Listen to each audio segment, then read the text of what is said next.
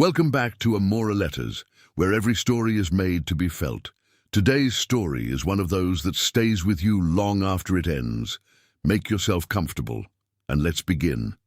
The alarm went off at 5:47 a.m., not because Ji-yeon had set it for 5:47 specifically, but because Noah had been coughing since 4 a.m., and she had finally fallen back into something resembling sleep around 5:30, and the alarm she had set for 6 a.m. had felt, at 5:30, like a reasonable target, and it was not a reasonable target. She lay still for exactly 4 seconds, the 4 seconds between hearing the alarm and deciding to be awake, and listened.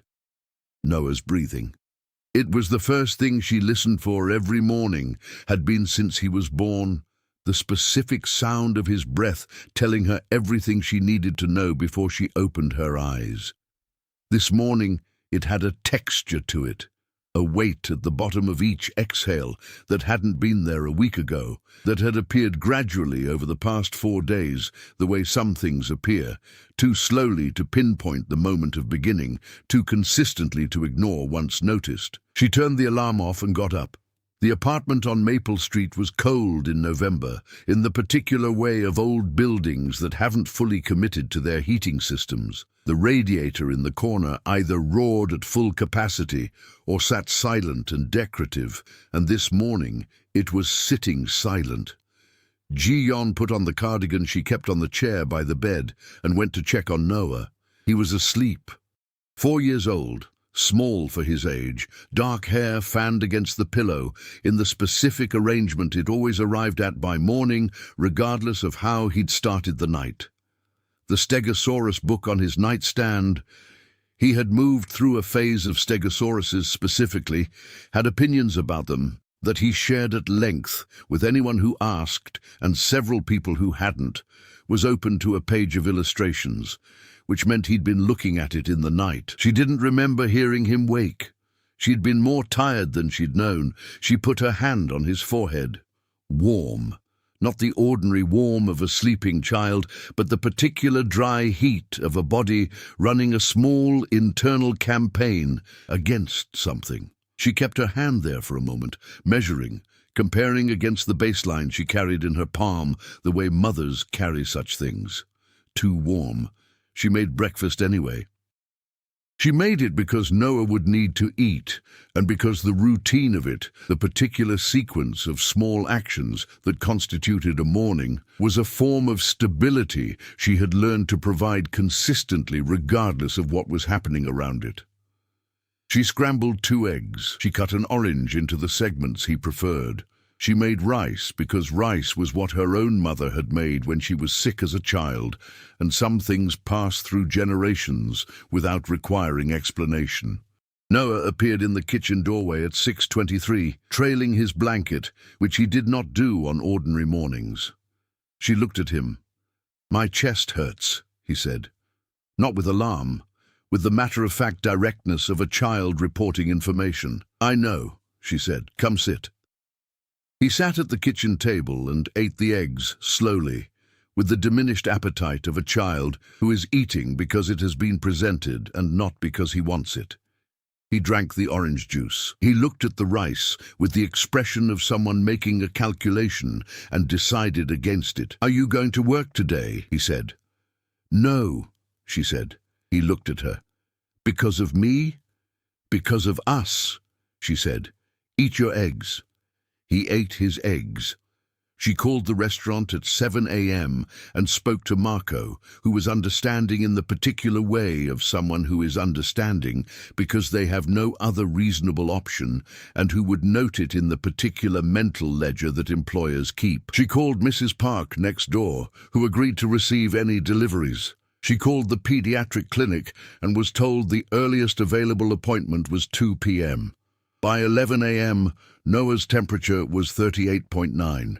By 2 p.m., when Dr. Kim pressed a stethoscope to Noah's back and asked him to breathe deeply, and Noah breathed as deeply as he could, which was not very deep, and Dr. Kim listened with the particular stillness of someone hearing something that requires a decision.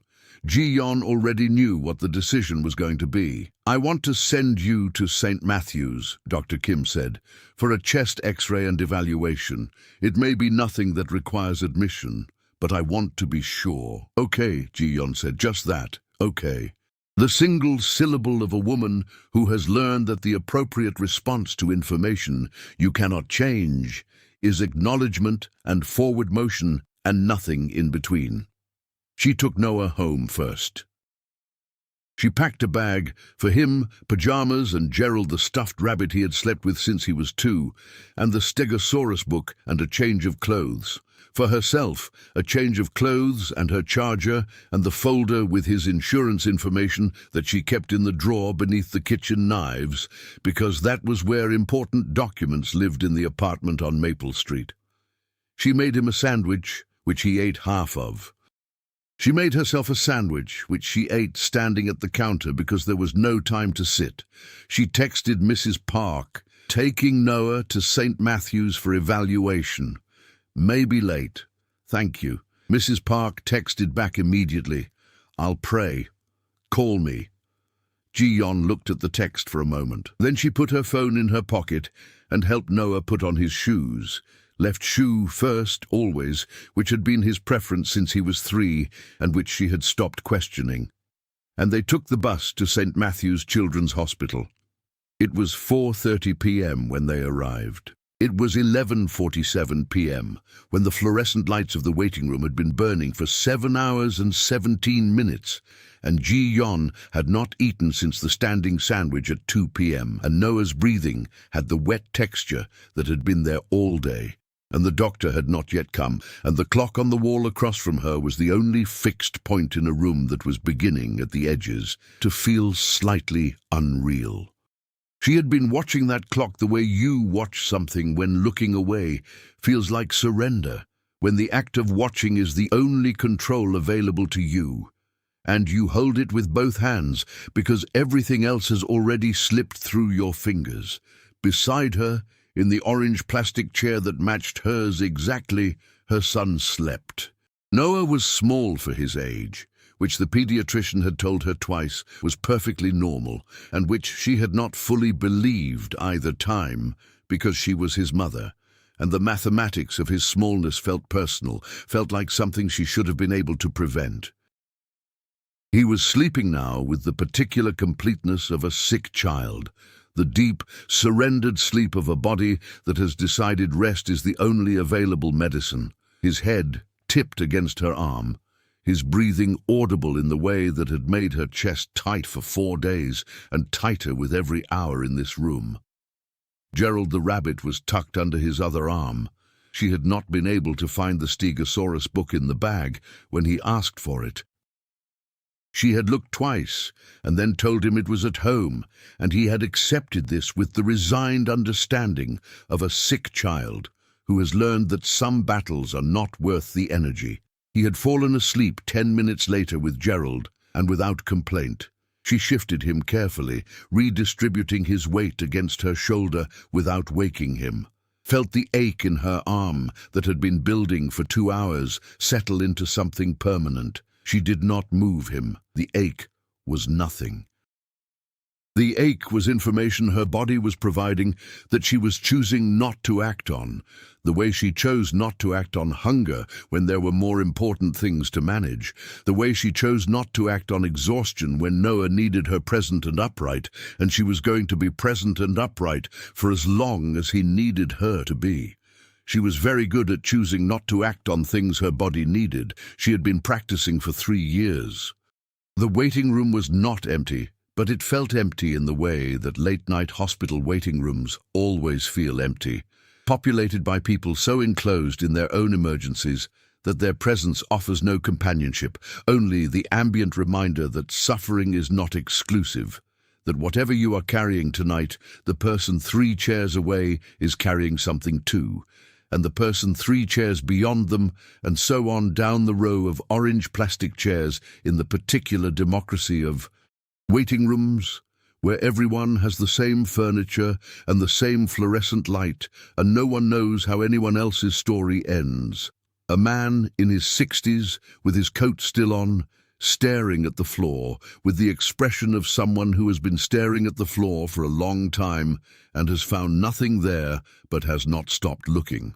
A young woman with her phone face down in her lap, not looking at it, which was its own form of communication. An older couple in the far corner who had stopped talking at some point and were simply sitting together in the particular silence of people who have said everything available to say and are now simply being present for each other. The husband had his hand on his wife's knee. She had her hand on top of his. Neither of them was moving. Ji-yeon looked at the couple and looked away. She had learned not to look at things that cost her more than she could afford. Her phone was at 11%. She had a charger in the apartment on Maple Street, the good one, the one that actually worked at full speed. But the charger was there, and she was here, and 11% had to be enough for whatever the night still required. She had already texted Mrs. Park. She had already opened and closed the insurance app twice, confirming that Noah was covered, that the policy was current, that the deductible was what she remembered it being, because the alternative, the version of this night where the insurance was not current, or the policy had lapsed, or she had missed a payment in the accounting of the past month, was not something she was going to allow herself to think about at 11 p.m. in a hospital waiting room with Noah's wet breathing against her shoulder. She was so tired. Not the tiredness of a single day or a single week or even a single difficult month. The accumulated tiredness of 3 years of being the only person responsible for another person's entire existence. 3 years of double shifts at the restaurant on weekdays and the cleaning service on weekends. 3 years of calculating the distance between what Noah needed and what she had, and finding ways to close that distance through will and resourcefulness and the particular stubbornness of a woman who had decided in a hospital room, not unlike this one 3 years ago, that she was going to be enough. She had made that decision. She had kept it. She was keeping it right now, in this chair, with this ache in her arm and 11% on her phone, and Noah's breathing doing that thing that made her chest tight. She was going to be enough. She was. The room tilted. It was subtle at first, a slight unreality at the edges of her vision, the fluorescent lights taking on a faint aureole, a softening at the borders, as if the room had decided to become slightly less precise. The clock on the wall seeming to drift, just slightly, from its fixed position, the orange of the plastic chairs bleeding at the edges into the beige of the floor. She recognized it distantly, the way you recognize something you've read about but never fully experienced. The way your body signals what it needs before your mind is ready to act on the information. I need water, she thought. I haven't eaten since the sandwich. I need to put my head down for a moment. The room tilted further. The plastic chair seemed to recede beneath her, the solid certainty of it becoming suddenly theoretical. She had just enough presence of mind to tighten her arm around Noah, just enough. And then the fluorescent lights went very bright, and then they went entirely away. She did not feel herself fall. She did not feel the chair catch her, or the way her head dropped forward slowly, or Noah startling awake beside her with a confused and frightened sound, or the nurse at the reception desk looking up sharply, or the older couple rising immediately from their chairs in the far corner with the automatic, unthinking response of people who have decided to be useful in a world that requires usefulness. She did not feel any of it. What she felt, coming back, was warmth.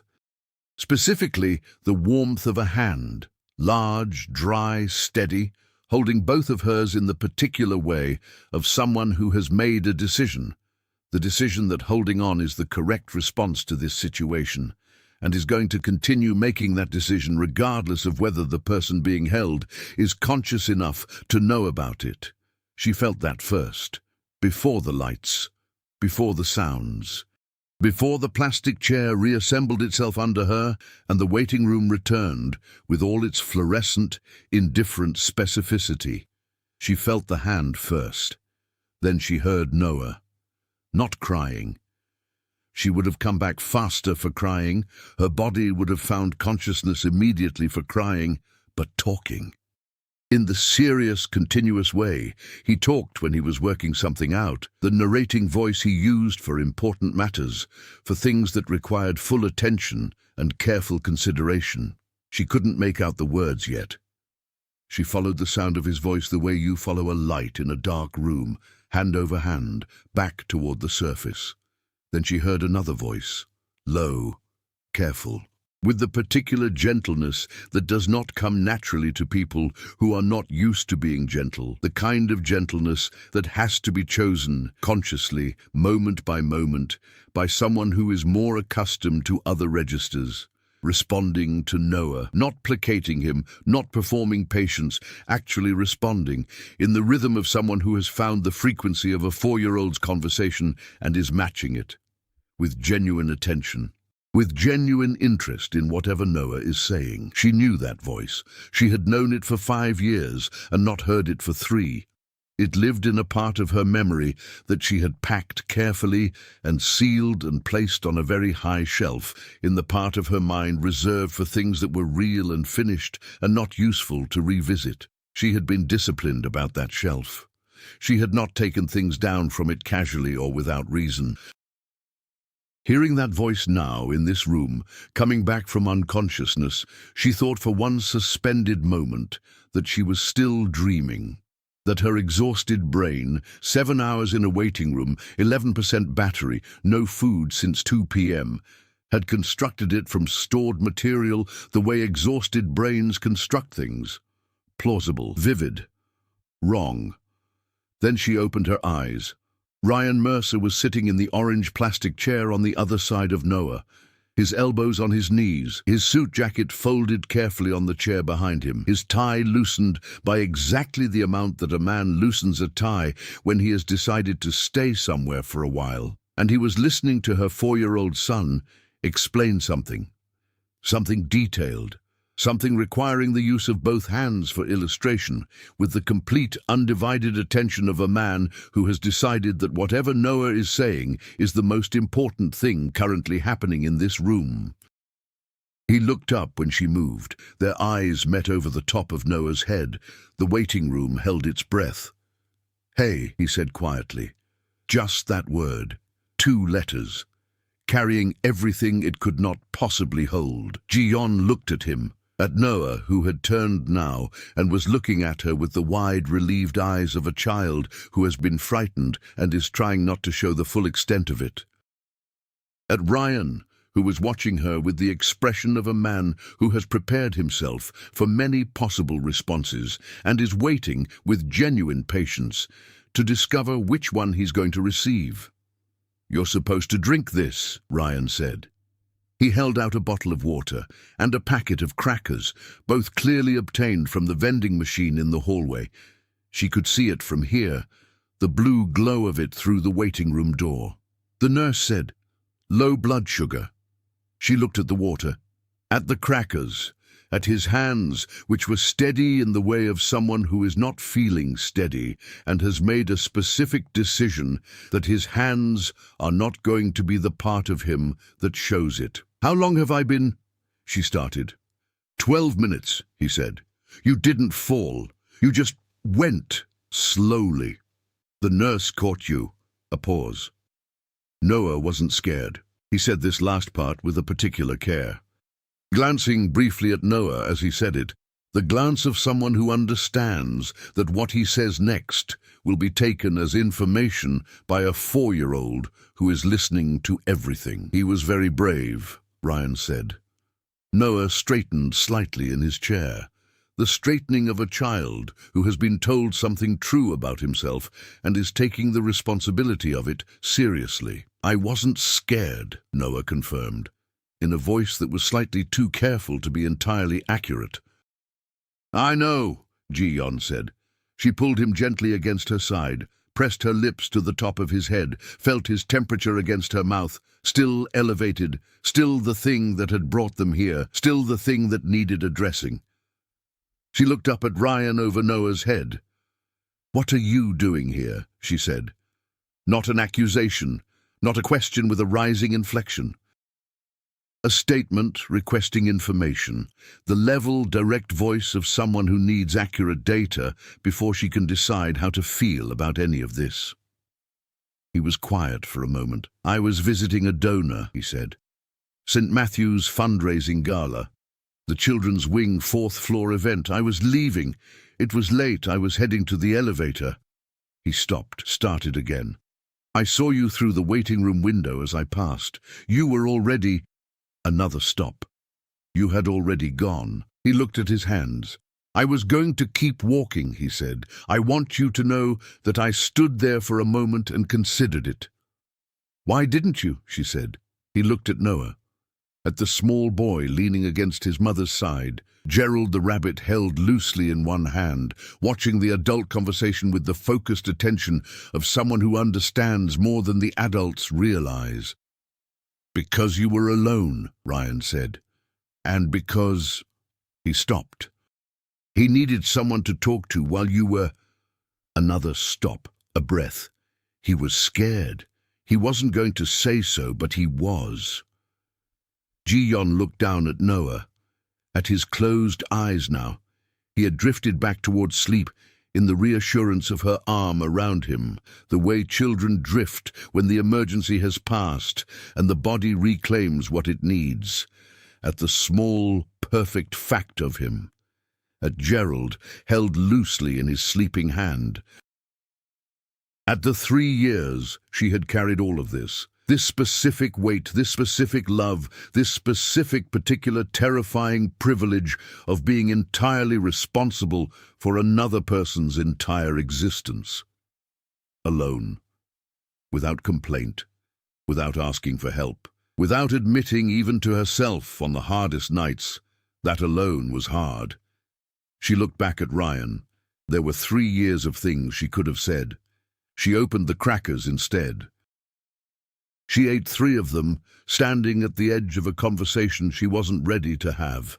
"Thank you," she said, the 2 words inadequate and accurate simultaneously, carrying a weight she didn't have the energy to fully express, and the knowledge that they were insufficient, and the decision to say them anyway, because they were true and true, was what she had. He nodded. He didn't fill the silence that followed. He didn't cover it with words or perform comfort or make it smaller than it was. He simply sat in the orange plastic chair on the other side of her sleeping son and was present, which was the one thing she hadn't had all night, and the one thing she hadn't known until this precise moment that she had been doing without. The doctor came at midnight. "Doctor." Reeves was a small woman with efficient movements and the particular manner of someone who has delivered difficult news often enough to understand that the manner of delivery matters as much as the content of it, not softening, because softening is its own form of condescension, implying the person across from you cannot bear the accurate version, but human, present, making eye contact, speaking to Ji-yeon directly, and not at the floor or the clipboard or the space above her head. The pneumonia was confirmed, mild to moderate. Noah would need to be admitted for observation and IV antibiotics, a precaution given his age and the temperature that had not yet broken. 48 hours, possibly 72, he would be fine. Children his age were resilient in ways that were sometimes difficult to believe, Dr. Reeves said, and she said it with the specific conviction of someone who has watched children be resilient many times and has not stopped being grateful for it. Ji-yeon listened. She nodded.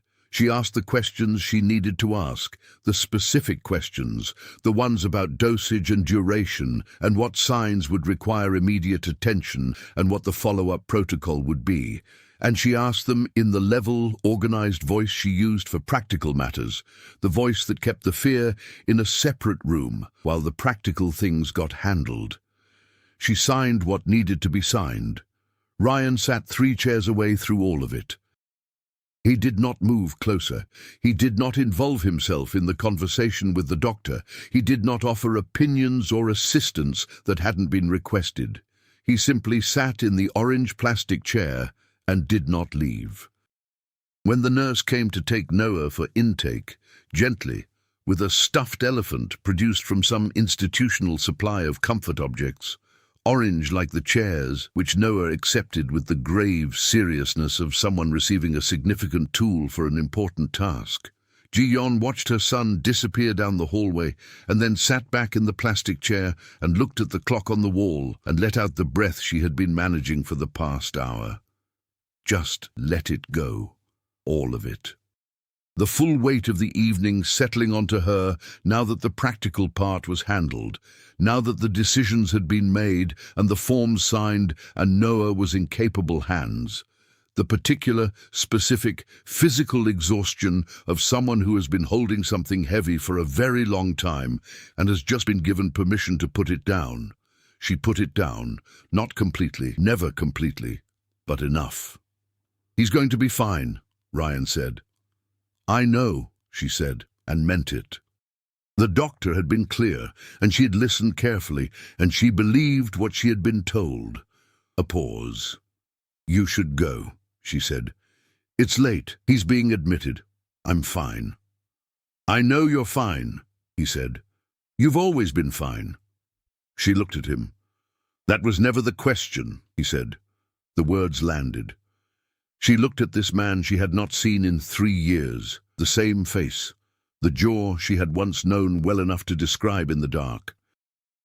The same height, the same hands, the same particular way of holding his shoulders when he was trying to appear more composed than he felt.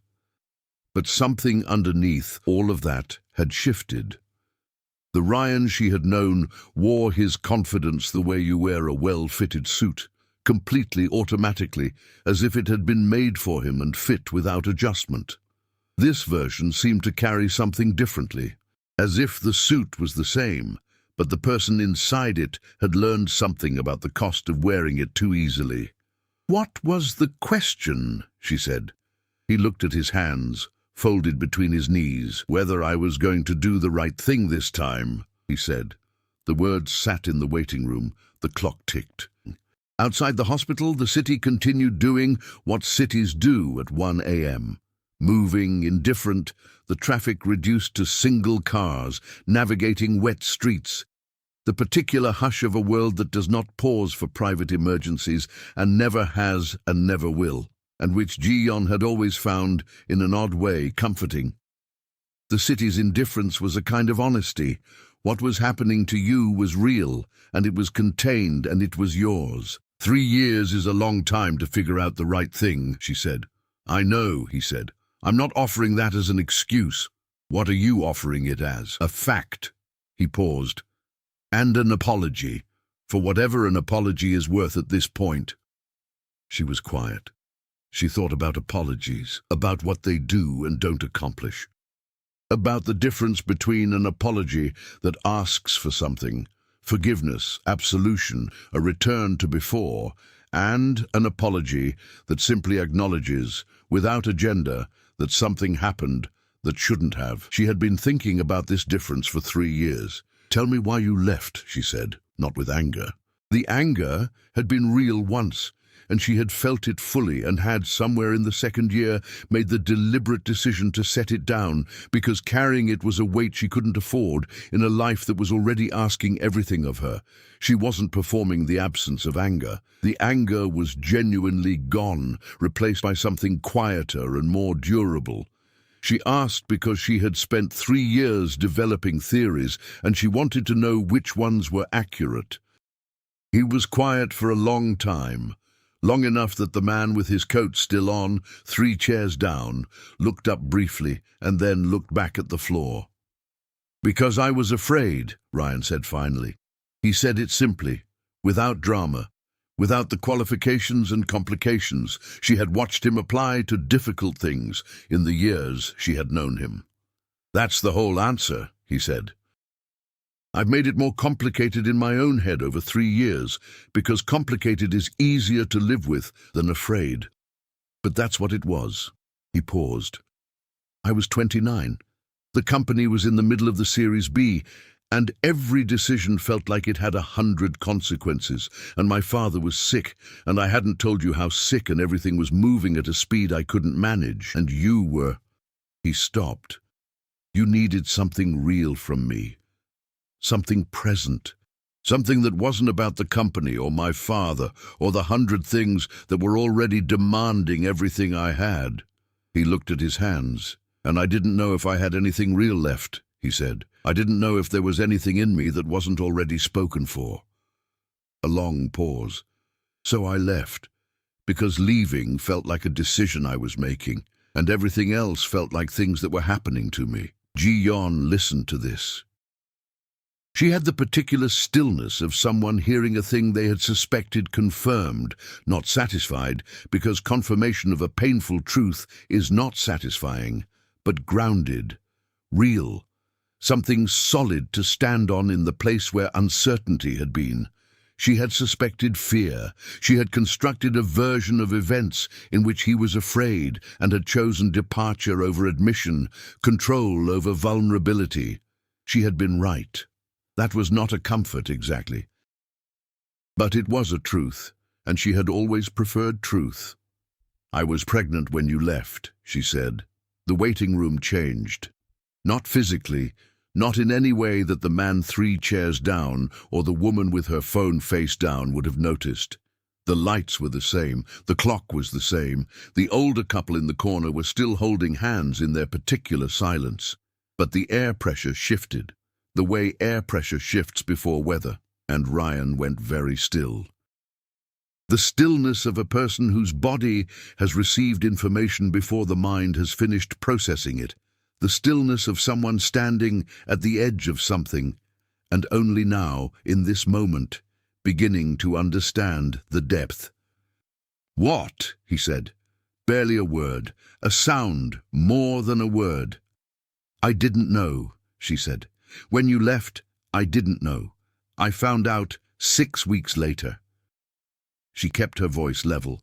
She had rehearsed this in her mind many times, not the specific words, but the register.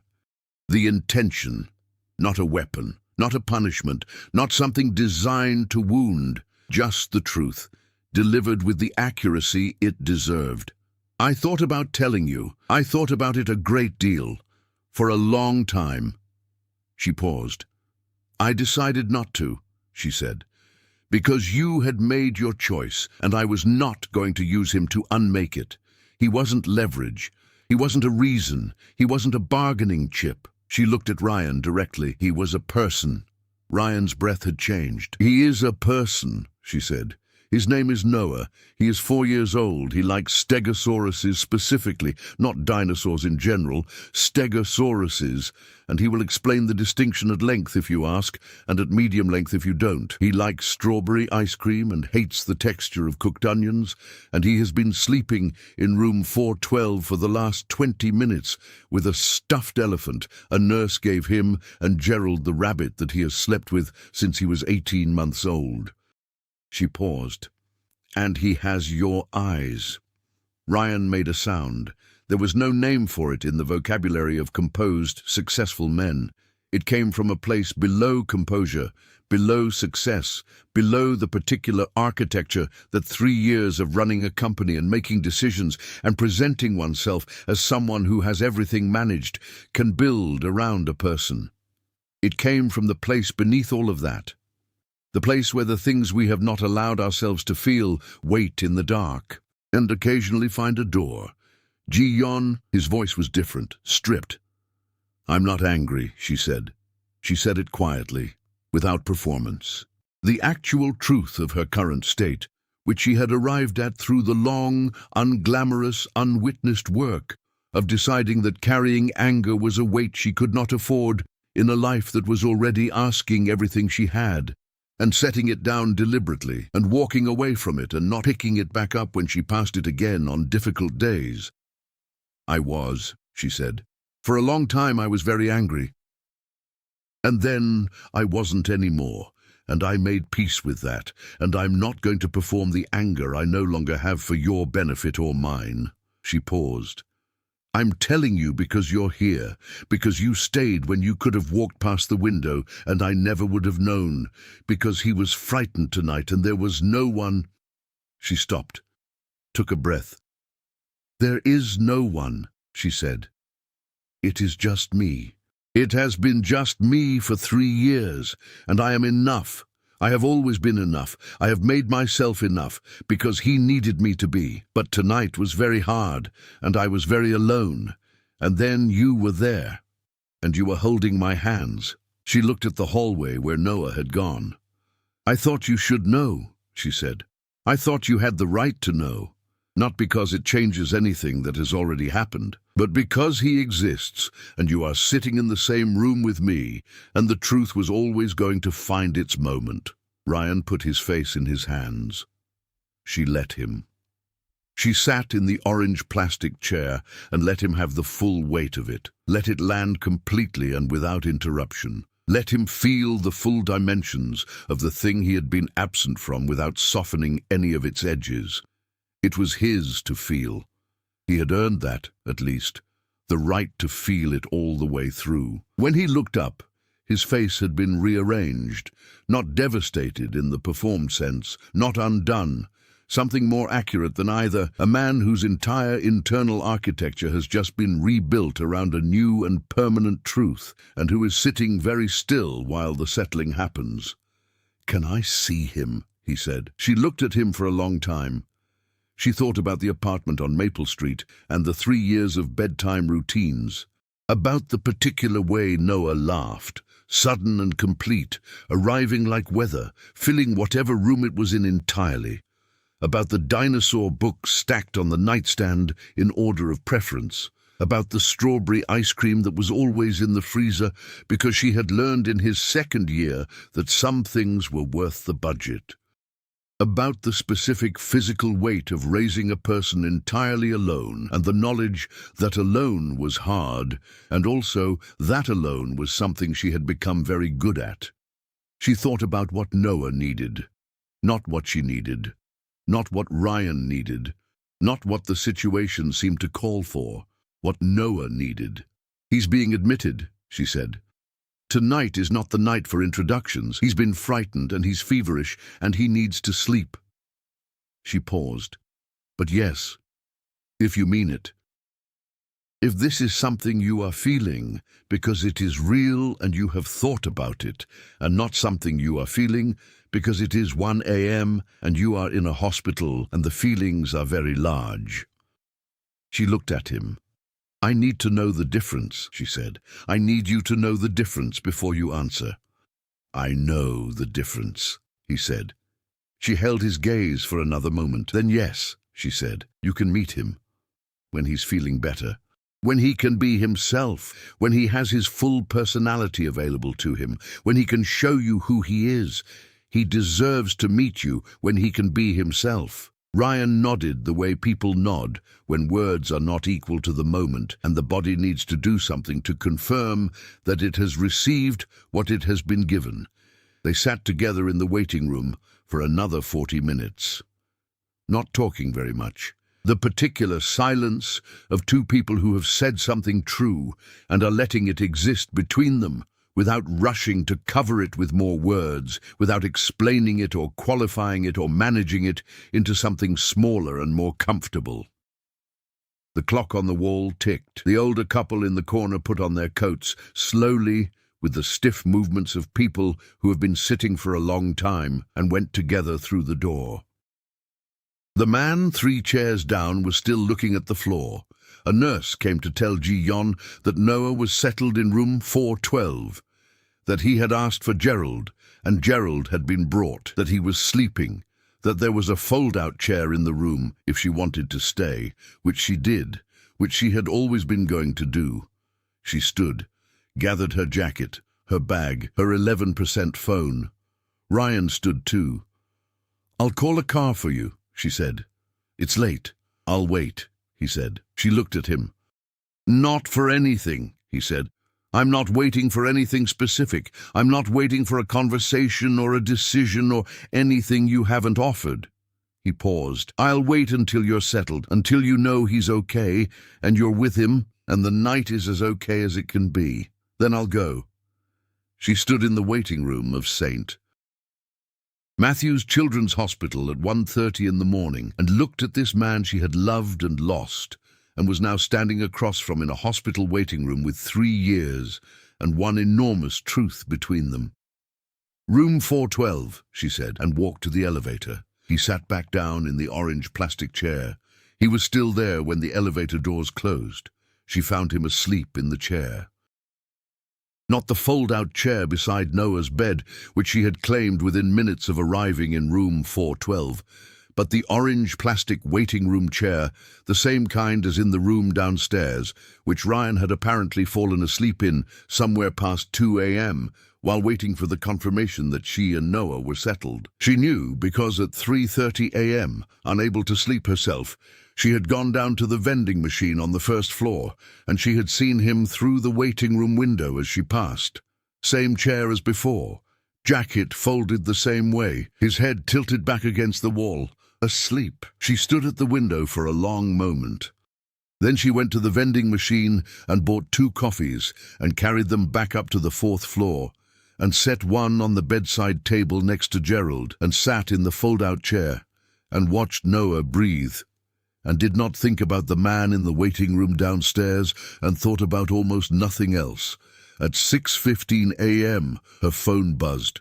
A text from an unknown number. "It's Ryan. I left the waiting room at 4. I didn't want you to look for me and find I was gone without knowing. I'll be back this evening if that's still okay. If it's not, tell me."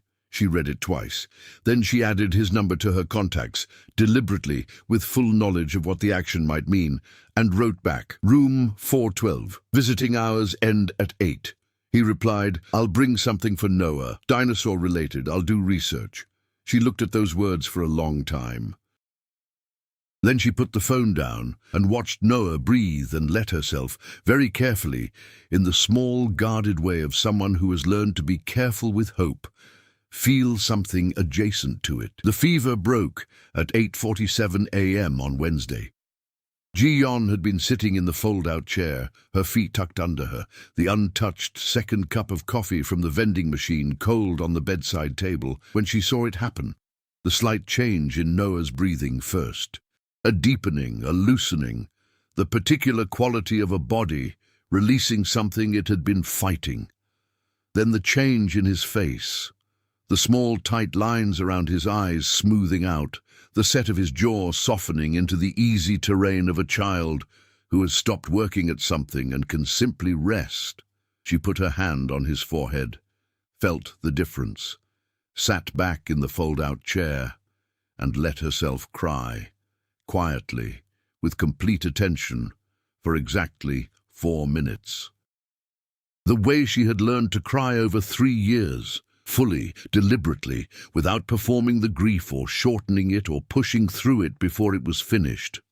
4 minutes of the real thing, unmanaged and private, and then the decision that she was done, and then done. She wiped her face with the sleeve of yesterday's shirt. She got up and asked the nurse for a cup of coffee that was actually hot. She stood at the window of room 412 and looked at the city in the November morning light. The particular quality of it, flat and white, the city grey-gold below, and felt the night's weight redistributing itself across her body the way weight does after a crisis passes. Heavier in some places, lighter in others, rearranged. Noah woke at 9. "The elephant is named Theodore," he informed her, with the certainty of someone who has made a decision. "That's a good name," she said. "I thought of it in the night," he said. "Good thinking," she said. He looked at her face with the comprehensive assessment of a 4-year-old who misses nothing. "You cried," he said. "A little," she said. "Because I was sick?" "Because you're better," she said. "Those are different kinds of crying." He considered this with appropriate seriousness. "Okay," he said, and then, "Can I have the strawberry yogurt?" The nurse said they had strawberry. "I'll ask," she said. They had strawberry. Ryan arrived at 6:15 p.m.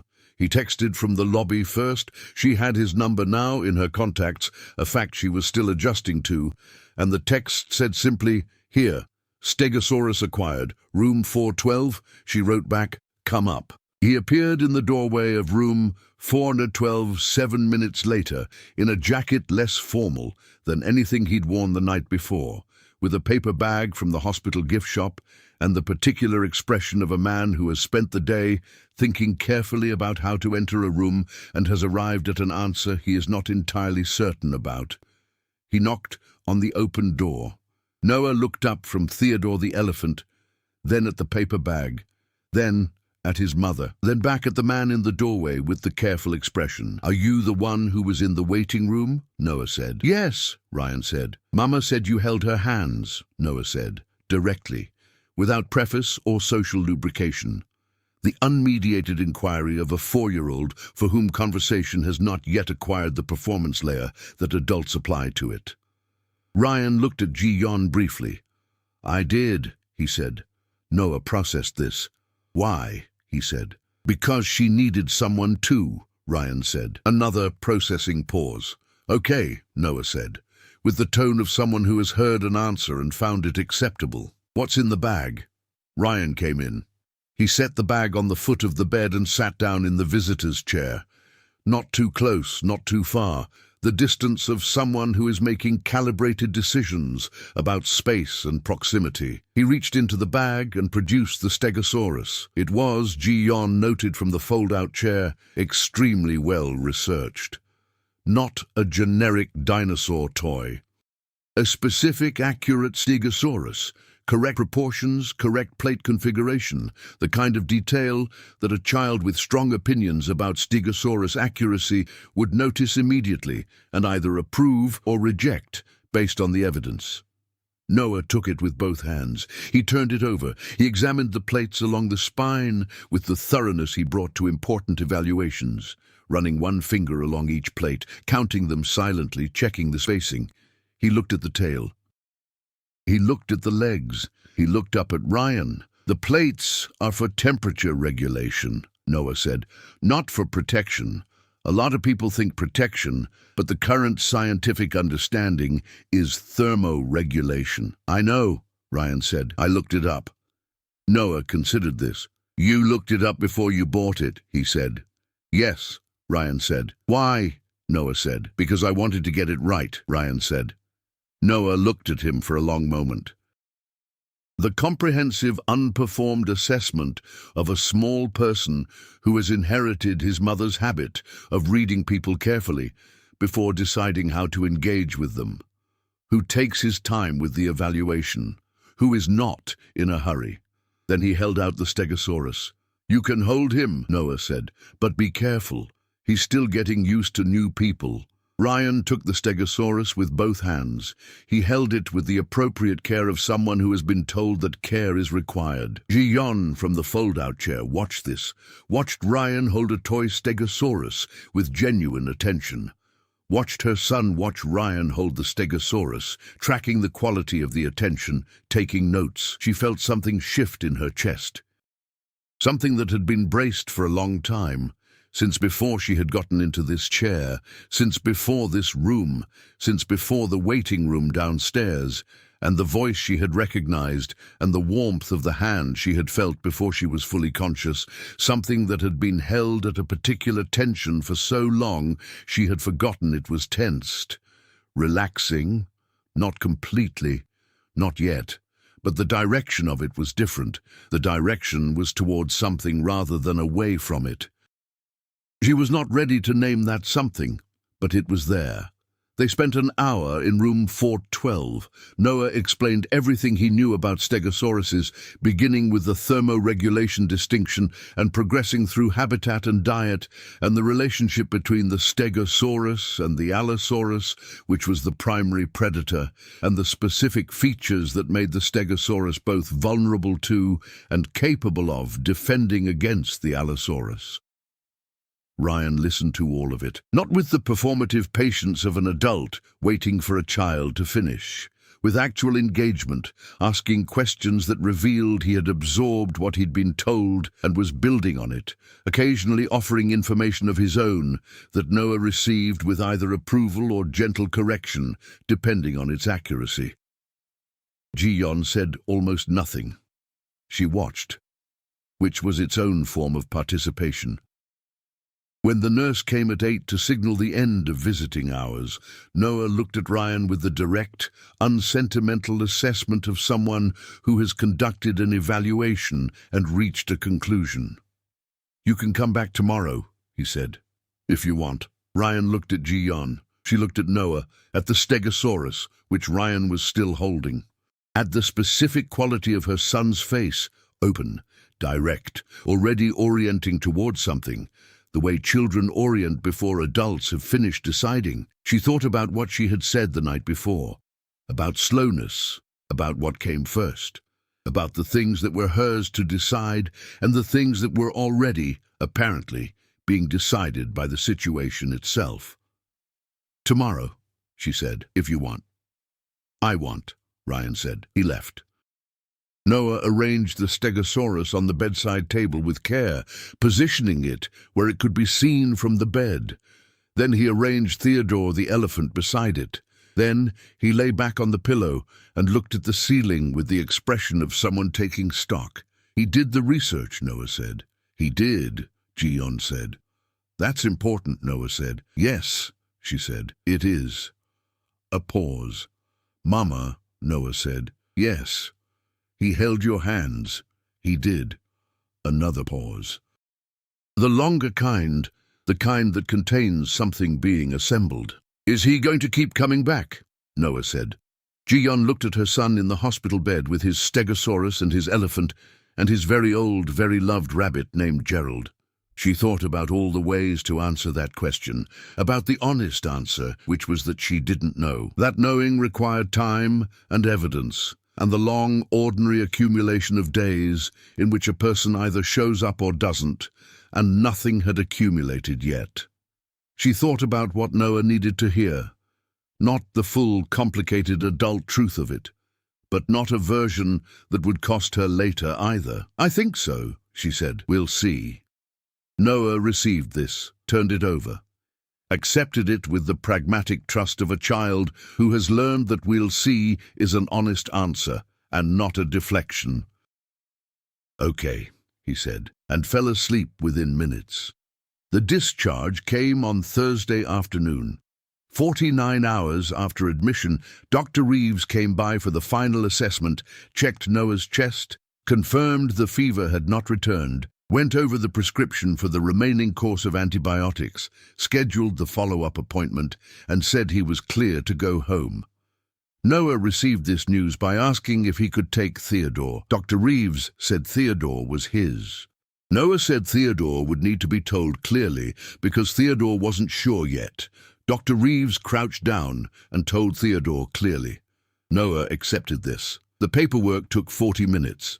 The prescription was sent to the pharmacy on Clement Street, which Ji-yeon would stop at on the way home.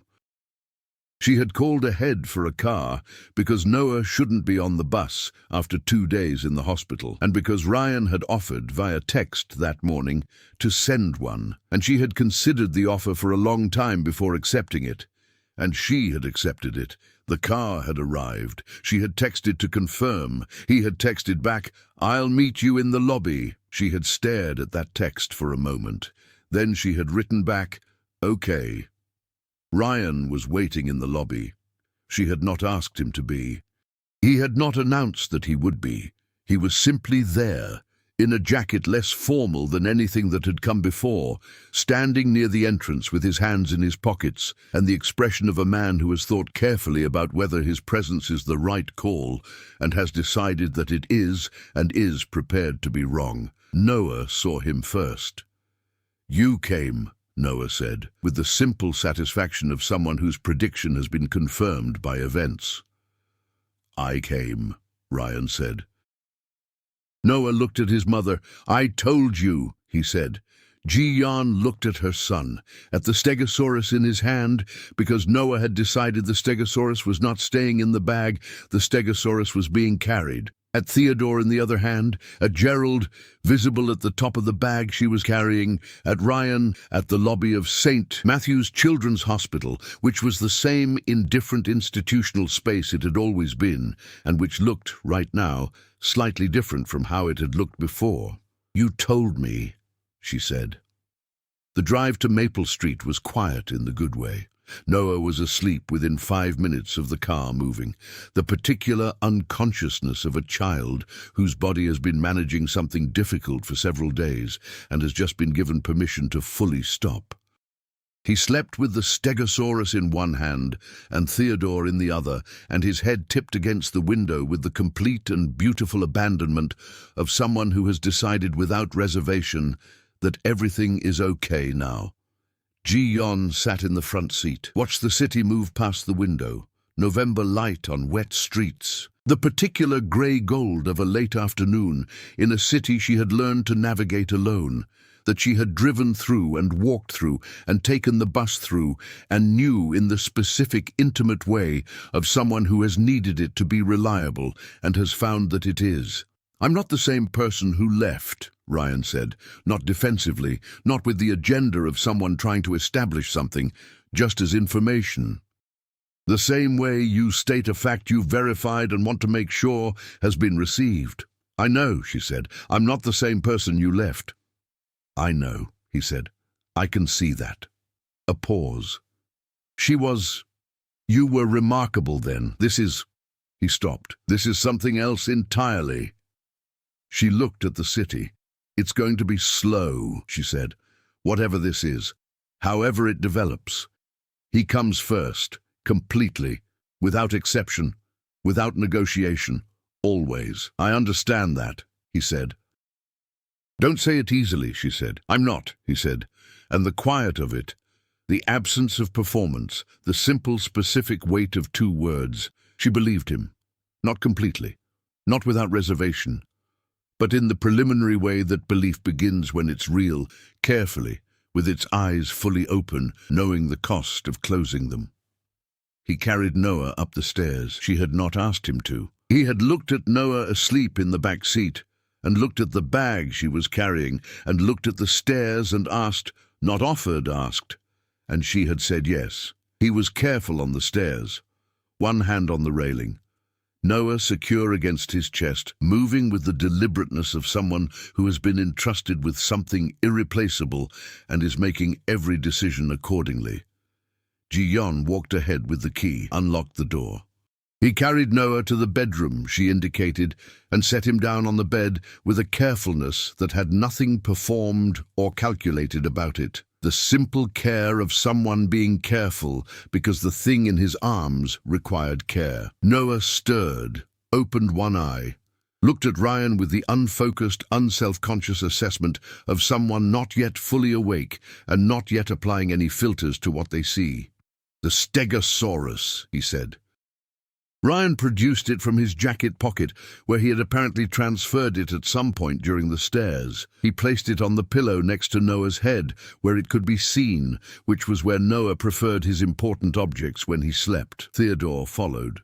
Gerald was retrieved from the bag and placed on Noah's other side. Noah looked at the arrangement with the satisfaction of someone whose specific requirements have been met, without having had to specify them. His eye closed. Ryan stood in the doorway of Noah's room, just stood, looking at the sleeping child and the stegosaurus on the pillow and the dinosaur books stacked on the nightstand in the specific order of preference and the small lamp casting its warm circle and the entire contained, specific, complete universe of a 4-year-old's bedroom, everything that had been here every night for 4 years while he was elsewhere.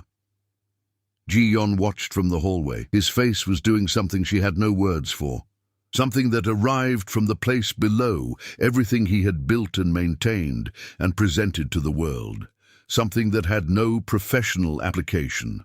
Something that was simply a man standing in a doorway and understanding, completely and without the buffer of distance or abstraction, what he had been absent from and what it would mean to be present. She did not say anything. Some moments don't need language. Some moments are complete exactly as they are. In the kitchen she made tea. Her hands knew how. The specific sequence of the kettle and the cups and the tea from the cabinet above the sink, the practical action her body reached for when the large things were too large for immediate approach, when she needed something to do with her hands, while the large things settled. Ryan sat at the kitchen table. The kitchen above the laundromat on Maple Street received them both in its small, real way.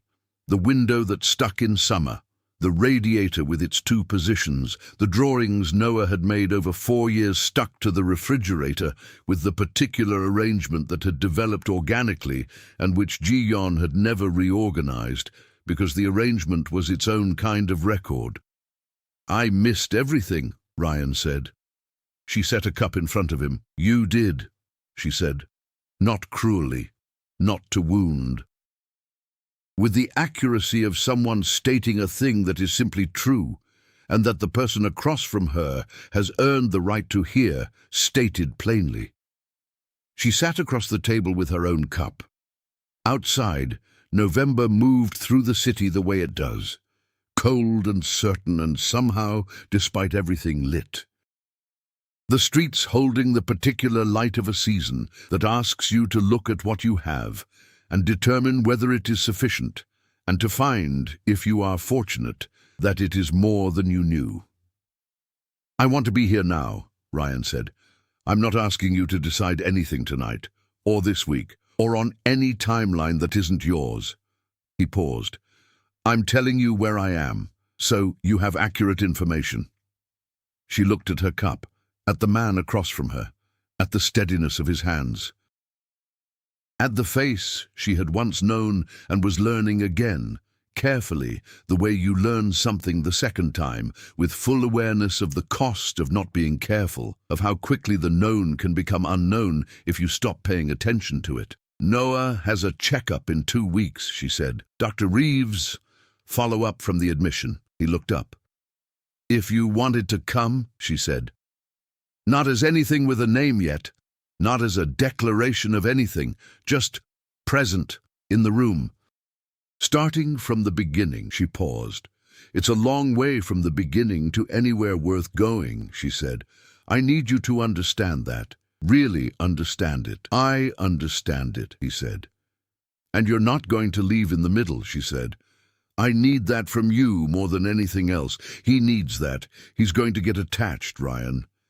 He already is. I can see it. That's who he is. He opens toward people the way some people close, and I cannot—" She stopped. "I cannot let him open toward someone who is going to leave." "I'm not going to leave," he said. "I know what I cost you last time." "What you—" He stopped. Something moved through his face. "What you cost me." He shook his head slightly. "I'm not going to leave," he said again. "I can't prove that in this kitchen tonight. I know I can't. I can only show you, over time, by doing what I said I would do and not doing what I said I wouldn't." He looked at her. "But I will show you." She looked at him for a long time, at the hands around the cup, at the face rearranged by everything the last 24 hours had held, at the man who had been absent and was present and was making, with full knowledge of what it would require, a different choice. "Okay," she said, one word containing a beginning. Containing also a continuation, because the story of Ji-yeon and Noah on Maple Street had been going on for 3 years, had been built and maintained and made real through 3 years of choices that were hers alone, and this was not a restarting of something. It was an adding to something, a careful, conditional, eyes-open addition. A door opening in a wall that had been necessary, and was still, in some ways, necessary, and through which she was choosing to allow, cautiously, with full knowledge of the cost, a small amount of light. Outside the window, the city held its November dark. Inside the kitchen above the laundromat on Maple Street, 2 people sat across from each other with warm cups in their hands and the sound of a 4-year-old's quiet breathing from the next room, where a stegosaurus and an elephant and a rabbit named Gerald kept their respective watches through the night. They did not speak for a while. They did not need to. Some things are communicated by the decision to stay, by the choice to sit in a kitchen at midnight and not fill the silence with anything that would make it smaller than it is, by the willingness to let the large things be large, and to remain anyway, which is in the end the only proof available, which is in the end enough. Thank you for staying with us through every moment of Ji-yeon and Ryan's story. A story about the courage it takes to collapse in a waiting room and still be the one holding everything together. If their journey reminded you that strength is not the absence of falling, but the willingness to let someone steady you, that our children see the truth of people more clearly than we give them credit for, and that love, when it comes back with humility and honesty and research about stegosauruses, deserves the chance to show what it's made of, please take a moment to give this video a like and subscribe to Amora Letters. Your support helps us continue bringing you these stories, the quiet ones, the real ones, the ones that happen in hospital waiting rooms at 1 a.m., and in kitchens above laundromats at midnight, and in doorways where a man stands looking at everything he missed and decides to stay anyway. Share this story with someone who needs to believe that the hardest nights sometimes bring the most unexpected light, and tell us in the comments, what moment stayed with you most? New stories are waiting for you here every day at Amora Letters. Stories that stay with you long after they end. Stories that remind us that no matter how long the waiting room has been, the right person sometimes walks in just when we've stopped looking for